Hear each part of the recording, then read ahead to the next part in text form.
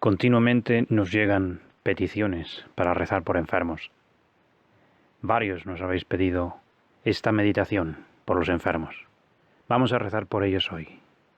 Por Jorge, por Javi, por Mónica, Andrea, Salvador, Kika, por Alejandra, Manolo, Cristina, Chus, María Ángeles, por José Luis, Eugenia, Enrique, por Tere, por Juan Jesús, Manuela, Paula, Josemi, Agustín y tantos, tantos otros que sufrís, que estáis en la cruz. Por vosotros rezamos a diario y nos apoyamos en vosotros. Señor mío y Dios mío, creo firmemente que estás aquí, que me ves, que me oyes. Te adoro con profunda reverencia.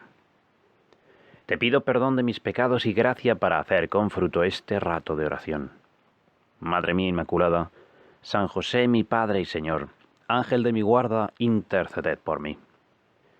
Hay preguntas que no se deben preguntar, aquellas cuya respuesta no nos va a gustar. Por ejemplo, si un día el profesor se le olvida poner deberes y un alumno le pregunta, oiga, ¿es que no nos va a poner deberes hoy? Bueno, a ese tío lo linchan. Ese necesita protección policial para llegar a casa. Bueno, pues aquel día, Jesús, estabas tú con tus discípulos, acababas de curar a un niño endemoniado. Tu popularidad por las nubes. Y leemos en el Evangelio, y estando todos admirados por cuantas cosas hacía, dijo a sus discípulos, grabad en vuestros oídos estas palabras. El Hijo del Hombre va a ser entregado en manos de los hombres. Tú, Jesús, les anuncias la pasión, así, a palo seco. Los discípulos, dice el Evangelio, no entendieron. Y lo que es peor, no se atrevían a preguntarle acerca del asunto. Les daba miedo preguntar, porque sabían que no les iba a gustar la respuesta. Les asustaba preguntar por la pasión, por la cruz, por el sufrimiento. ¿Y a quién no? En marzo de 2013 estaba yo hablando con Pedro, un chico de 16 años, que me preguntaba sobre la vocación. Y hablamos largo y tendido. Y unos meses más tarde decidió darle su vida entera a Dios y a los 17 años se incorporó al Opus Dei. Comenzó la carrera de Ingeniería Química y le sobraba talento para ello. Y después de los 3 primeros meses de universidad, en Navidades prediqué un retiro al que él asistía. Hablamos mucho de santidad, de darle todo a Dios. Como yo había sido médico, un día me dijo que le dolía la espalda. Yo tenía 18 años, dolores de espalda, yo pensé pues era muscular, y le di un ibuprofeno. Bueno, pues a los 5 días el pobre ya no aguantaba el dolor. Fue al médico y con una simple radiografía le diagnosticaron un osteosarcoma muy avanzado en la pelvis. Y empezó entonces su pasión. Dedicar solo una meditación de 10 minutos a Pedro no hace justicia. Fueron 3 años de quimioterapias, de noches en blanco, de viajes, ingresos hospitalarios. El encuentro con la cruz. ¿Te acuerdas de la película de la Pasión de Cristo? Una de las escenas que más me conmueve siempre es cuando le dan la cruz a Jesús y primero la besa despacito y luego la acaricia con ternura, como a una persona a la que se ama. Pues lo mismo le vimos hacer a Pedro con su cruz. No nos extraña, Jesús, que en el Evangelio de hoy tus discípulos no se atrevieran a preguntarte sobre la pasión, porque el dolor nos angustia. No nos gusta. Y tampoco a ti, Jesús, porque en aquella noche del Jueves Santo sudaste sangre. El control del dolor en cuidados paliativos nunca es fácil. Un día le administraron a Pedro una nueva terapia para controlar el dolor. Y al rato se le caían las lágrimas. ¿Qué pasa?, le preguntaron. ¿Te sigue doliendo? Pero no. Pedro contestó que era la primera vez en meses que no sentía dolor. Ahí en silencio, en la fragua del dolor, Dios le iba transformando. Y él iba transformando a los demás. Iba acercando a todos los que se encontraba Dios. Cientos de personas venían a verle. En ocasiones te encontrabas otros sacerdotes que venían a verle, incluso obispos venían a ver a este chaval de 20 años. Muchos amigos suyos, como los apóstoles, no entendían. ¿Por qué? Si Dios le deja vivir, decían, ¿cuántas cosas grandes podría hacer? ¿Cuántas almas podría traer a Dios? Si en unos pocos meses había hecho tanto, ¿por qué no dejarle vivir muchos años para que Pedro, con todo su talento, pudiera acercar muchas almas a Dios?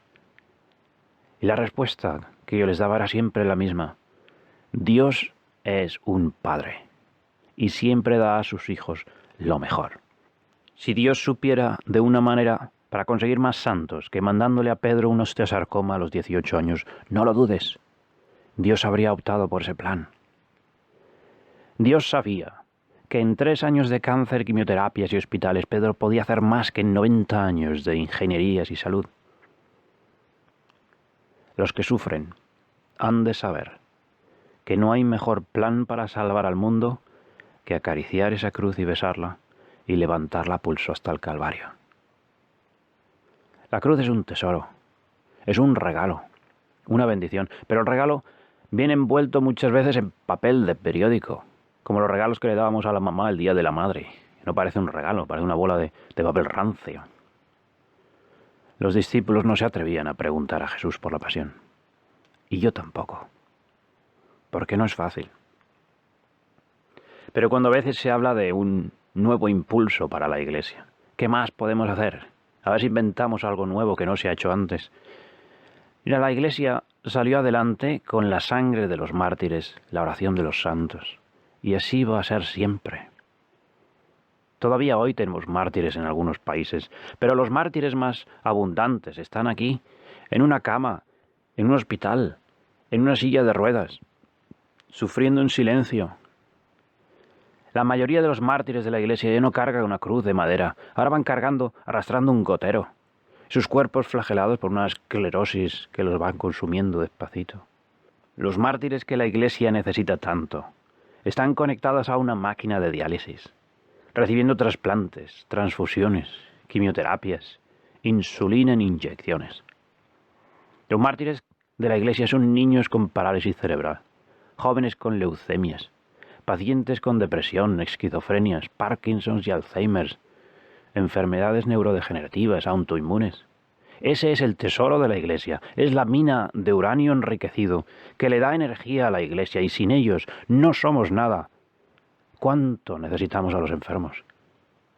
Sin la cruz no hay cristianismo. Y si Dios tuviera un plan mejor para salvar almas, lo usaría.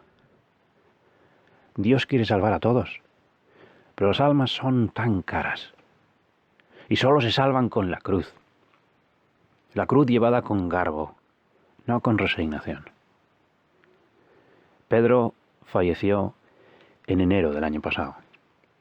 Un obispo y más de 30 sacerdotes celebrábamos aquella misa abarrotada. El funeral de un chico de 21 años que podía haber hecho grandes cosas si hubiera vivido 90. Pero nunca hubiera podido hacer más cosas que lo que hizo en 21 años, aceptando aquella cruz que Dios le daba. En aquella iglesia había cientos de todos los colores, cristianos y no cristianos, médicos en su bata blanca, enfermeras de azul y verde, otros jóvenes con cáncer, en sillas de ruedas. Cientos de vidas que Pedro tocó y transformó con la suya. El último día que le vi, fuimos a verle con un grupo de jóvenes, y él quería estar con cada uno a solas, para despedirse, porque sabíamos que era la última vez que nos veíamos. Uno de esos jóvenes que vino conmigo tenía 15 años, y nos contó cómo en un momento dado Pedro le preguntó, ¿eres feliz? Y el chaval le contestó, sí. ¿Y tú, Pedro? A Pedro le quedaban días de vida. Llevaba 3 años de quimioterapias, tratamientos, noches en vela, dolores y hospitales. Y cuando el chaval le preguntó, ¿y tú, Pedro, tú eres feliz? Pedro le sonrió y le dijo, no he sido más feliz en toda mi vida. Yo tengo aquí su foto, siempre delante de mí en mi habitación, sonriente, y cuando me agoto, le hablo y le pido que me ayude. y me acuerdo de unas palabras que me dijo un día, y me las apunté. Father, siempre me llamaba Father. Father, si hemos dado la vida, ¿cómo no vamos a dar la muerte? Vamos a darlo todo. Que quedarse a medio camino sería una chapuza. Hasta la cumbre del Calvario, Father. Madre mía, a ti te veo allí, al pie de la cruz. Y de la misma manera que no te separaste de tu hijo crucificado, no te separas ni un segundo de cada hija, de cada hijo tuyo enfermo, que es un tesoro en la iglesia, en la cima del Calvario, dándolo todo. Te doy gracias, Dios mío, por los buenos propósitos, afectos e inspiraciones que me has comunicado en esta meditación. Te pido ayuda para ponerlos por obra. Madre mía Inmaculada, San José mi Padre y Señor, Ángel de mi guarda, interceded por mí.